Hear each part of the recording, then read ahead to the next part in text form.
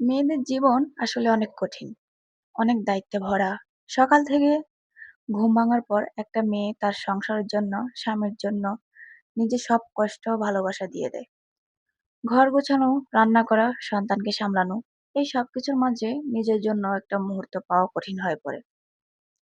তবুও মেয়েরা সবকিছু সহ্য করে চুপচাপ এগিয়ে যায়। কারণ তাদের ভালোবাসা, সাহস আর ত্যাগই সংসারটা টিকে থাকে, এগিয়ে যায়। হ্যালো, সবাই কেমন আছো? আশা করছি ভালো আছো। আমিও ভালো আছি। আজকে অনেক সকালেই উঠেছি, তখন বাজে ৫টা। উঠে ঘরটা ঝাড়ু দিয়ে নিচ্ছি। তারপর চলে আসলাম রান্নাঘরে। আগেই আমি ভাত বসিয়ে দিয়েছি। পাশে আমি নুডলস বানিয়ে নিচ্ছি। বর বলেছিল যে ও ভাত খেয়ে যাবে আর নুডলস নিয়ে যাবে। নুডলস রান্না শেষ করেই আজকে বেশি কিছু রান্না করব না। আজকে রান্না করব ডাল, করলা ভাজি, শুটকি।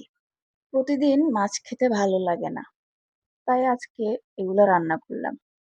তবে ডালটা আমার মায়ের হাতে অনেক মজা হতো। মাকে যখনই বলতাম ডালটা রান্না করে দিতে, মা রান্না করে দিত। তবে বিয়ের পর এই ডালটা আমার ২ দিন খাওয়া হয়েছে। তবে মায়ের মতো ওই রান্নার স্বাদটা আমি আনতে পারিনি।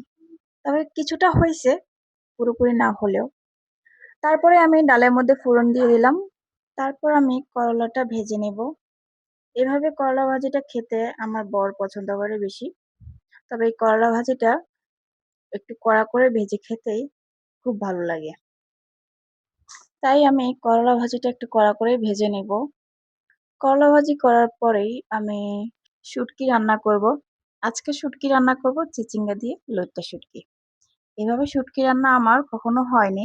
তবে বর বলে দিয়েছে এভাবে যেন রান্না করি। তবে তার কথা মতোই রান্নাটা করে নিলাম। আজকের ভিডিওটি এ পর্যন্তই। যে যেখান থেকে দেখছেন সবাই ভালো থাকবেন। ধন্যবাদ।